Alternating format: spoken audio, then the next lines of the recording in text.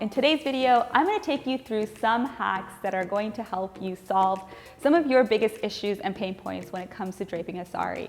On Instagram, I asked you, what are your biggest issues? What holds you back from draping a sari? And you shared so many with me. And today I hope to share some solutions for you.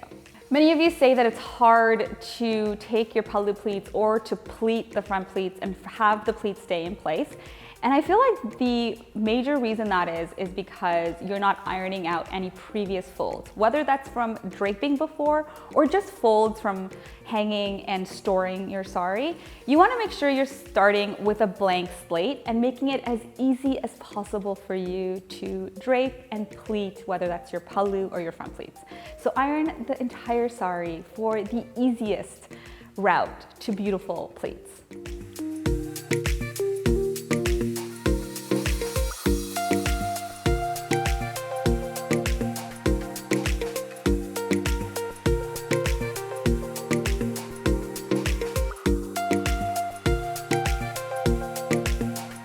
A lot of times when you find that the chest pleats are too puffy, it's because the material is fighting against the pleats that you've created on your chest.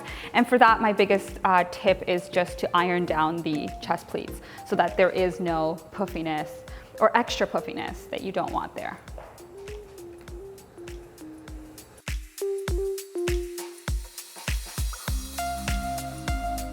The front pleat opening is usually because you haven't left enough fabric.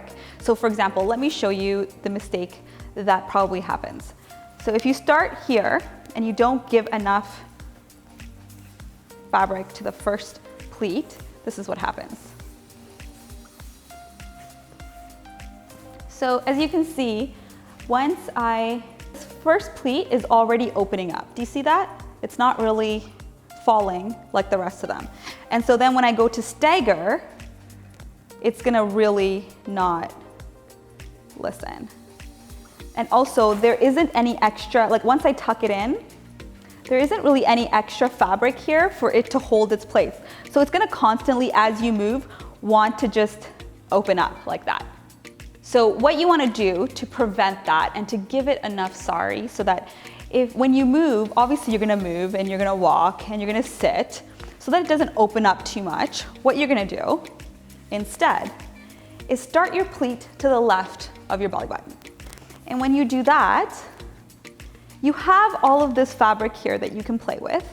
And because you can move the pleat even after you stagger it, it's not, it's not fighting between wanting to be here and then obviously not having enough space, so like opening up like that. You're leaving it enough space and you're leaving it enough fabric here so that when you do move, it's not gonna wanna open up and slide over to the right side of your body. So you want that extra fabric, and I'm gonna show you in a minute what to do with that extra fabric once you tuck this in. Because you're like, okay, well then I have all this extra fabric sitting here when I tuck in my front pleat. Don't worry, I'm gonna show you what to do with that. So once you've got your pleats done like this, what you wanna do for a nice flare is instead of just putting all the pleats on top of each other, once you have your front pleats, you never want to just leave them like this because it doesn't look very nice. You want it to flare out, so you wanna help the pleats be able to do that a little bit. And what you can do here is stagger them ever so slightly.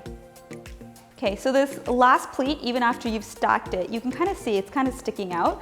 What you can do is when you take the hip pleats, it should correct itself. But if you don't feel comfortable doing that, what you can do is just lift up that last pleat and bring it in ever so slightly. I would say maybe like a third of the way in to the last pleat.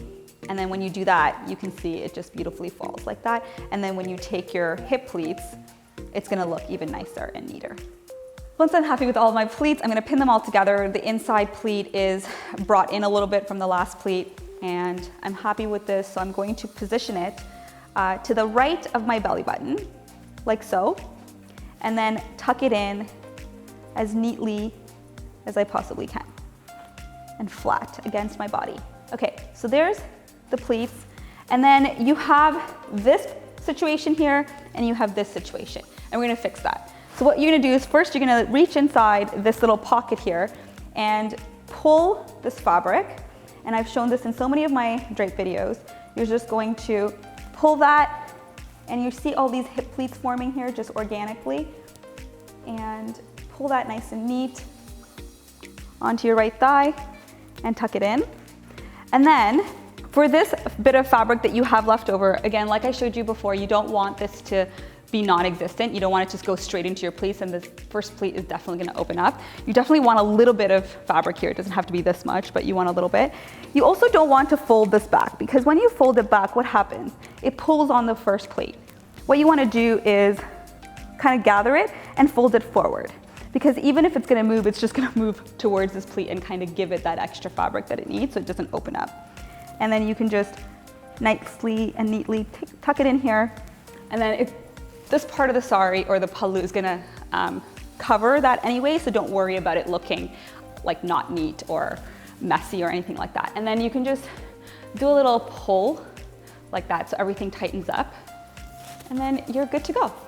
I hope you found all of the hacks in this video useful. If you have any issues or pain points when it comes to draping a sari, I'd love to know what they are in the comments below, and I might feature them in a future video. They always help me create the content that you're looking for. This is just part one of a series of sari hacks that I'll be sharing with you, so make sure you subscribe to be notified of future videos. Give this video a thumbs up, and I will see you in a future video.